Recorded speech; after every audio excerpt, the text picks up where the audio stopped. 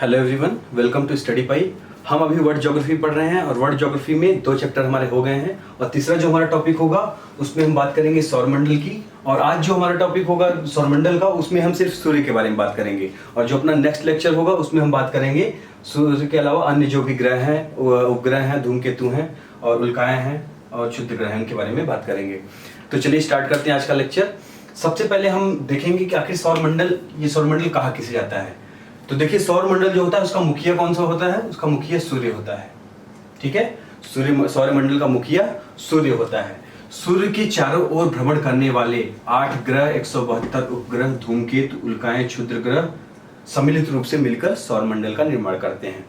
एक बार फिर से सुनिए, सूर्य के चारों ओर भ्रमण करने वाले 8 ग्रह, 172 उपग्रह, धूमकेतु, उल्काएं एवं क्षुद्र ग्रह मिलकर सौरमंडल का निर्माण करते हैं। यानी सूर्य के चारों ओर जो भी चीजें, जो भी ग्रह, उपग्रह, ठीक है, क्षुद्र ग्रह, उल्काएं, धूमकेतु पाए जाते हैं, ये सभी मिलकर सौरमंडल का निर्माण करते हैं।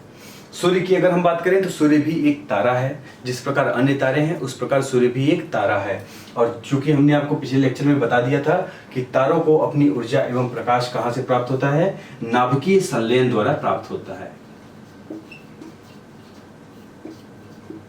ठीक है, तारों को अपना प्रकाश नाभिकीय संलयन द्वारा प्राप्त होता है। ठीक उसी प्रकार सूर्य भी एक तारा है, इसलिए सूरज को भी नाभिकीय संलयन द्वारा प्रकाश और ऊष्मा प्राप्त होती है।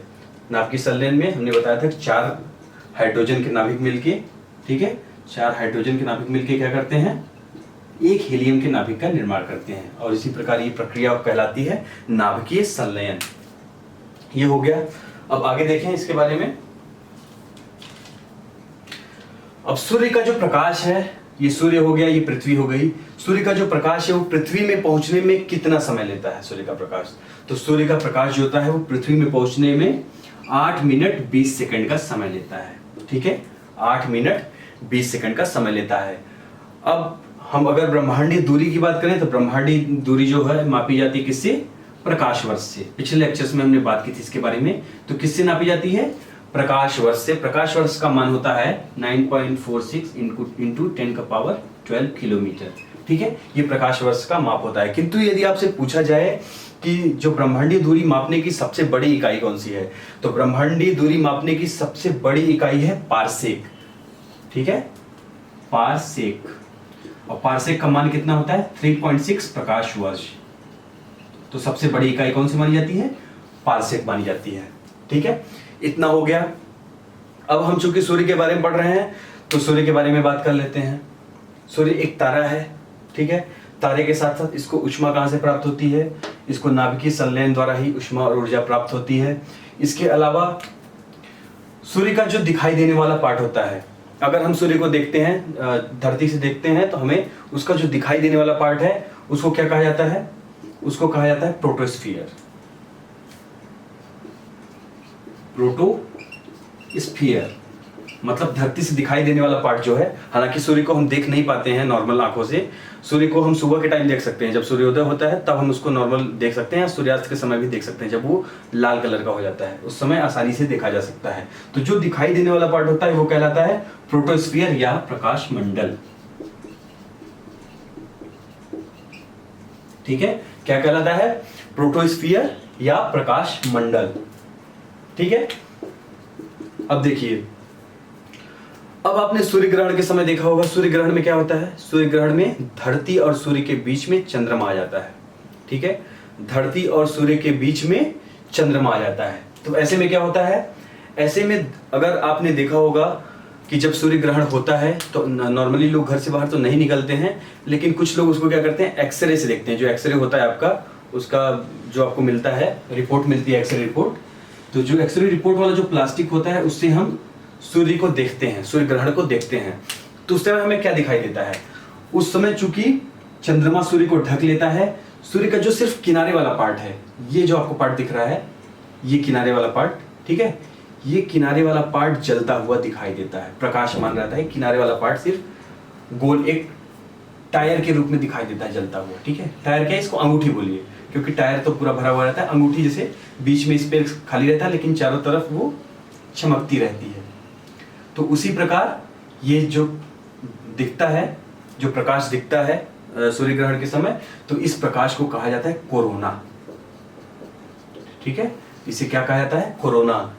बिल्कुल नहीं, जो कोरोना वायरस आप लोग सोच रहे हैं वो बिल्कुल भी नहीं, वो तो अभी सबके लिए बहुत बड़ी त्रासदी बन चुका है, सबको परेशान कर चुका है, वो कोरोना नहीं। सूर्य का अलग कोरोना होता है जो इसके चारों तरफ दिखाई देता है। ठीक है, सूर्य ग्रहण के समय आप कोरोना समझ गए, सूर्य के बारे में देख लिया, नाभिकीय संलयन हमने देखा किस प्रकार होता है। अब देखिए, जो सूर्य होता है इसका जो प्रकाश मंडल होता है, इसका जो प्रोटोस्फीयर होता है, इस पे क्या होता है? इसमें विद्युत चुंबकीय तरंगे निकलती रहती हैं। ठीक है, क्या होता है? इसको मिटा लेते हैं।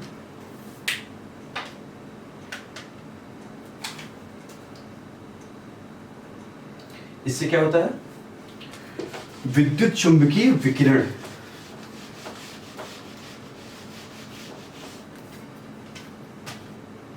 प्रकाश मंडल से विद्युत चुंबकीय विकिरण, इसके बारे में समझा देता हूं।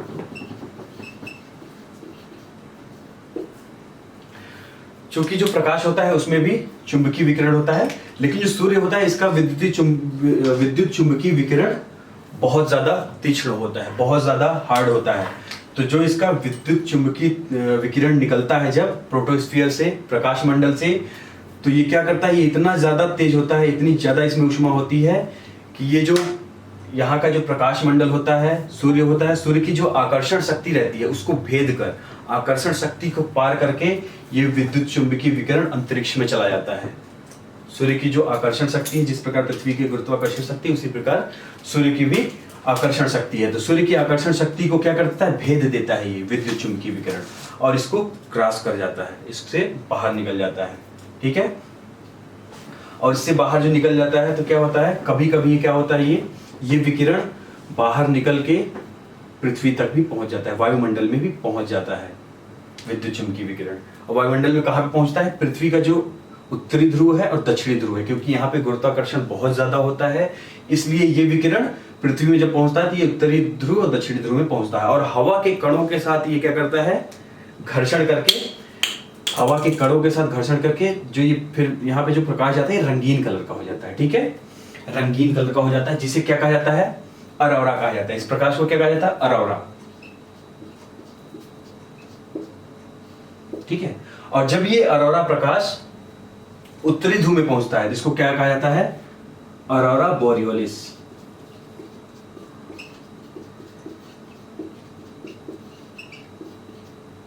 ठीक है, इसको क्या कहा जाता है? अरोरा बोरियोलिस। और जब ये दक्षिणी ध्रुव में पहुंचता है तो इसको क्या कहा जाता है? अरोरा ऑस्ट्रेलिस। ठीक है, उत्तरी ध्रुव में क्या कहा जाता है? अरोरा बोरियोलिस, और दक्षिणी ध्रुव में इसको कहा जाता है अरोरा ऑस्ट्रेलिस। ठीक है, इतना हो गया। अब आगे देखते हैं।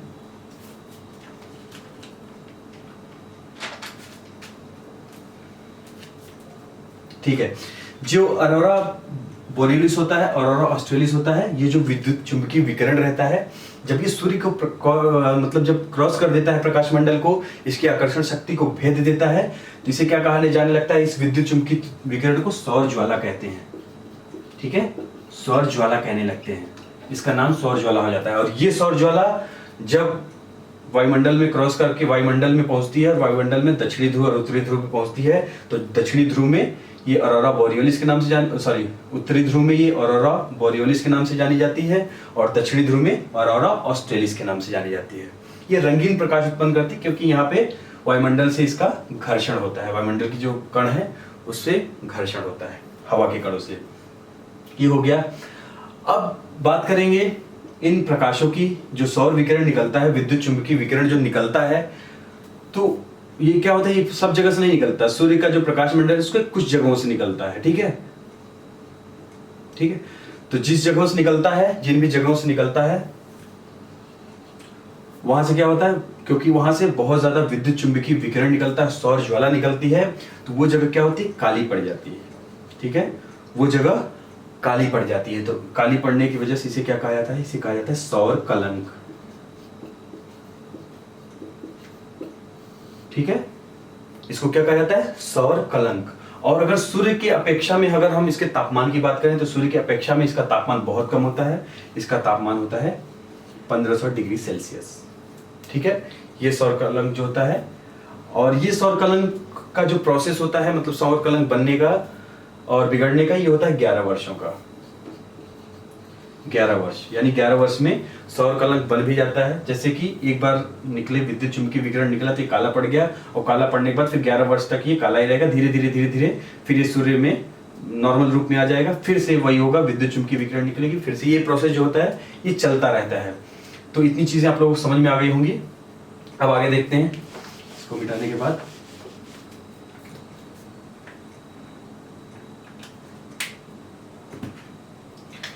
ये जो सौर कलंक होता है, जो हमने बताया आपको, ये सौर कलंक जब ये वायुमंडल से होते हुए जब ये पृथ्वी पे पहुंचता है, पृथ्वी के उत्तरी ध्रुव दक्षिणी ध्रुव में पहुंचता है, तो ये बेतार व्यवस्था जो होती है, बेतार व्यवस्था मतलब वायरलेस सिस्टम जो होता है, बेतार व्यवस्था, उसको क्या करता है, ये प्रभावित करता है और बाधित कर देता है। बेतार व्यवस्था मतलब वायरलेस सिस्टम, मोबाइल से हम बात करते हैं, मोबाइल, इंटरनेट और ये आकाशवाणी, दूरदर्शन, टाटा स्काई, जो भी हम देखते हैं, जिन चीज़ों के लिए हमें किसी भी वायर की आवश्यकता नहीं होती, वो बोले जाते हैं बेतार व्यवस्था।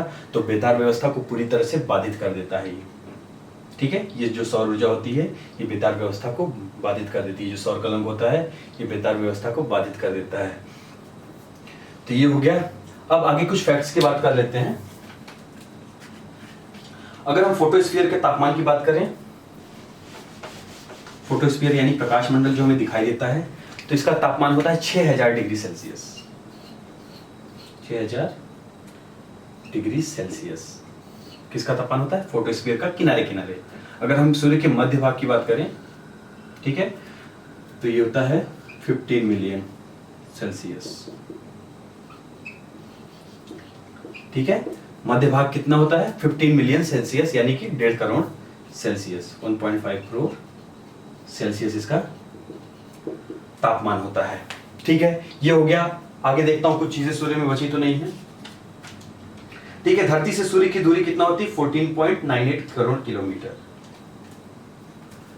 14.98 करोड़ किलोमीटर दूरी होती है पृथ्वी से सूर्य की। ये सन है और ये पृथ्वी है, यहां से यहां तक की दूरी कितना है, 14.98 करोड़ किलोमीटर। अब अगर हम बात करें तारों के जीवन की, तो तारों का जो जीवन होता है वो 10 अरब वर्ष का होता है। 10 अरब वर्ष का तारों का जीवन माना जाता है, और ऐसा माना जाता है कि सूर्य जो है वो अपना 5 अरब वर्ष का जीवन पूरा कर चुका है, और सिर्फ 5 अरब वर्ष का जीवन इनमें शेष बचा है। ठीक है, अगर हम आज सौरमंडल में सूर्य के अलावा ग्रहों की भी बात करते हैं तो ये टॉपिक काफी लंबा हो जाता है, इसलिए आज हम इसके बारे में चर्चा नहीं करेंगे। हम इसके बारे में चर्चा करेंगे अपने नेक्स्ट लेक्चर में। आप लोग जुड़े रहिए, बने रहिए हमारे साथ, और आशा करते हैं कि पूरी कोशिश करेंगे हम कि ये सारे जो सिलेबस हैं, वर्ल्ड ज्योग्राफी के जितने भी टॉपिक्स हैं वो सारे क्लियर करा सकें। और अभी ये जो सूर्य का टॉपिक था वो हमारा कंप्लीट हो गया। सूर्य के बारे में इतना कुछ हमने पढ़ा, ये सारी चीजें लगभग इतना, इससे ज्यादा कुछ नहीं पूछा जाएगा। अब हम बात करेंगे इसके बाद अगले टॉपिक में ग्रहों, उपग्रहों, धूमकेतु, उल्काओं और क्षुद्र ग्रहों के बारे में। आखिर ये होते क्या है, इनका फंक्शन क्या होता है, ये किस तरह से कार्य करते हैं। ठीक है, तो आज के लिए बस इतना ही। मिलते हैं नेक्स्ट लेक्चर में। उससे पहले आपसे एक चीज बोलना चाहूंगा कि अगर आपने अभी तक वीडियो को लाइक नहीं किया तो वीडियो को लाइक कर देंगे, और साथ में वीडियो का जो लिंक है वो अपने दोस्तों के साथ भी शेयर कर देंगे, और चैनल को सब्सक्राइब अवश्य कर देंगे। ठीक है, मिलते हैं नेक्स्ट लेक्चर में। Thank you very much, all the best.